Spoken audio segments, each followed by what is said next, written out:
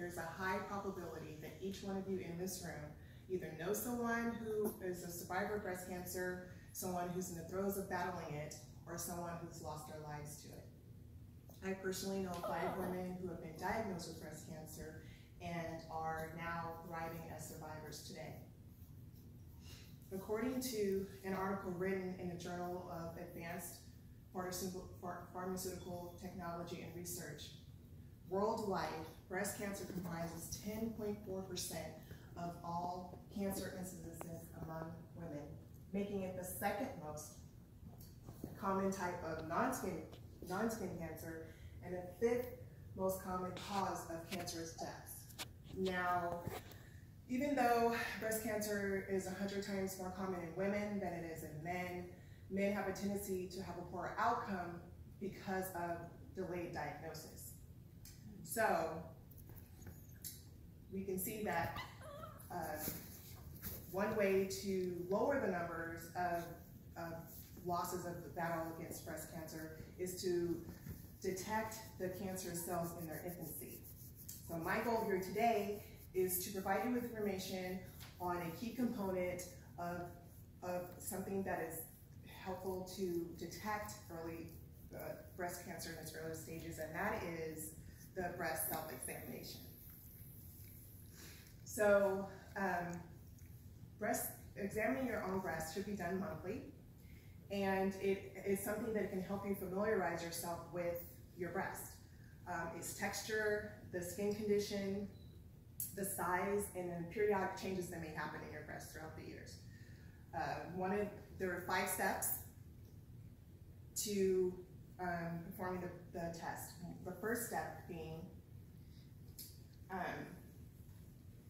putting your hands on your hips with your chest out straight in front of a mirror, and you're going to be observing your breast. You're going to be looking for dimpling or soreness, redness, any type of inversion at the nipple. Our nipples are supposed to be facing outward, so if you see that your nipples are going inward, then that's inversion. It's not something that you want to see, so therefore that would be something that you would speak with your doctor.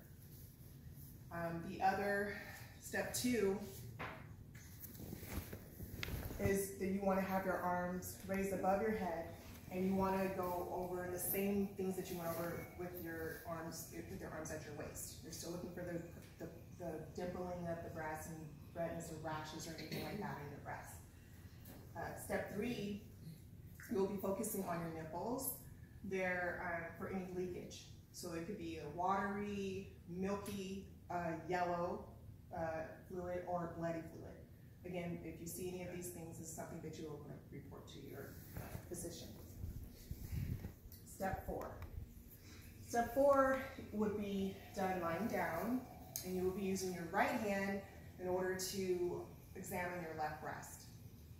You use the first few fingers of your right hand with the pads flat, and you're going to want to use circular motions in making sure that they're firm but smooth. And you want to make sure you're examining the whole of the breast. So you want to make sure you're going the top of the breast, the bottom of the breast, the sides of the breast, and from front to back. When examining your breast from front to back, the very front of your breast, you want to use a light pressure. Then as you move into the middle of your breast, you want to use a medium pressure. And then, of course, as you're going to the back of your breast, you want to use a deeper pressure. So in doing this, you'll know that you've gone far enough to the back of your breast if you can feel your rib cage. You want to be able to feel your rib cage back in there real good.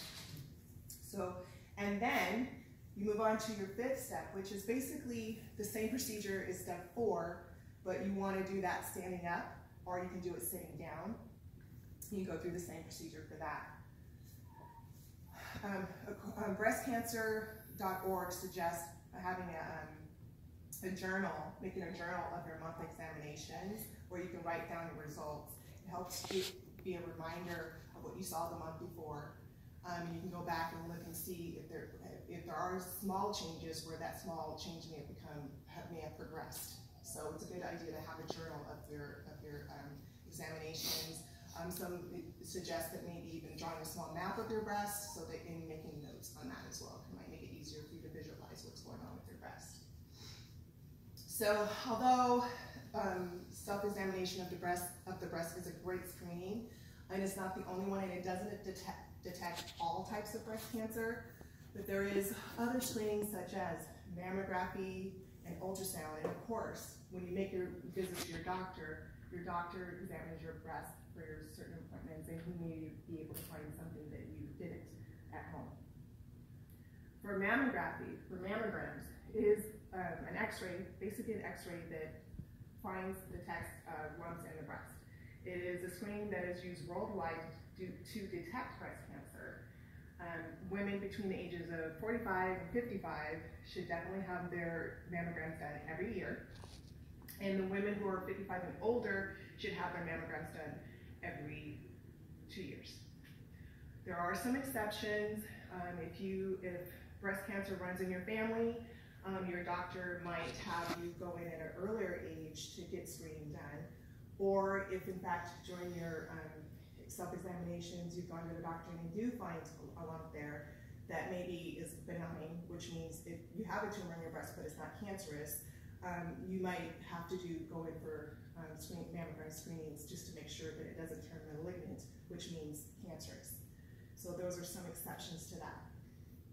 The other is an ultrasound, which is an imaging device that uses high frequency sound waves in order to look inside the body, look at the organs and structure inside the body, again, to detect any kind of irregularities in the body. So the combination of these different screenings are a tremendous help in detecting breast cancer or lumps at its earliest stage. So let's say someone does go in and they have a lump and they find out that it is in fact malignant, cancerous. There are a few traditional treatments for it. So there's surgery, there's radiation treatment, and there's chemotherapy. So for surgery, there's 3 different types. You'll have a lumpectomy, which involves removing the tumor, and then there's a small area of normal tissue around that tumor that they will also take out. And so this is a way to conserve as much of the breast as possible. And then you have the quadrinectomy, which is similar to the lumpectomy, but they take more, 1/4 of your breast. And then you have the mastectomy, where they take all of the tissue from the breast.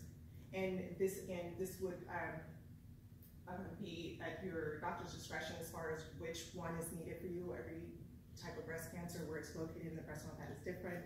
So it will be according to that. For radiation therapy, it involves a high energy x-ray that targets the tumor, and it also can target the post-surgery tumor site.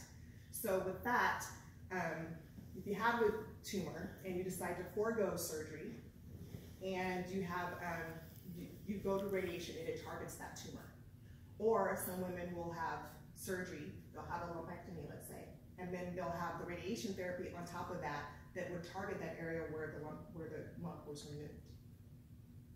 And then you'll have the chemotherapy, which is an anti-cancer drug that kills cancerous cells. So the radiation and the chemotherapy, they both have risks. They have really bad side effects as far as like getting nauseated and throwing up, hair loss, weakness. Some people develop a secondary cancer because both these medications are targeting cancer cells to kill them, but they can't differentiate between the healthy cells and the sick cells. So they start to kill off all the cells, which makes your body, your immune system low, and which makes you more susceptible to getting a different type of cancer. Now this can happen, it's always a risk, but however, radiation treatment and chemotherapy and surgery have been successful in saving the lives of many women with breast cancer, so it outweighs the risks. So while there are numerous trials being made, different studies that are being conducted in an effort to find a cure for breast cancer, there is a way that we can empower ourselves by doing our own examination screenings at home through breast self-examination.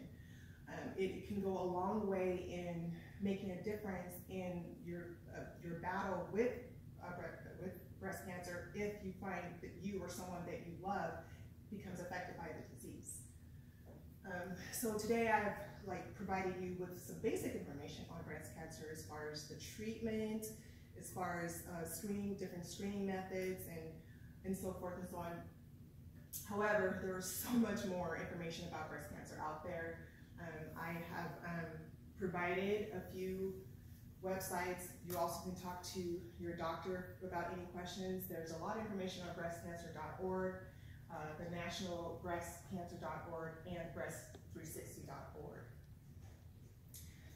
I also wanted to go over, as I said earlier, that I have friends who are survivors of breast cancer, and one of the ways that I support them and the millions of other women around the world who are have been diagnosed with this disease is through the American Society, Cancer Society, and their Making Strides Against Breast Cancer walk.